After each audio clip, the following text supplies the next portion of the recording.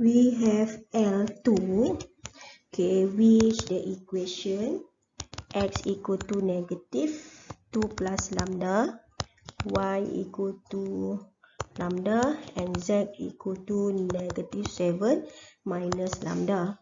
And then we have one point here.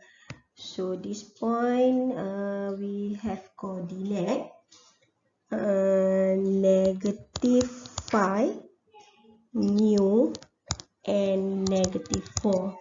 And then now we want to find the value of mu. So we just substitute every coordinate into the line L2. So now for x we can substitute, okay, x equal to negative 2 plus lambda. So we can substitute x by negative 5 equal to negative 2 plus lambda, and then lambda equal to negative 3.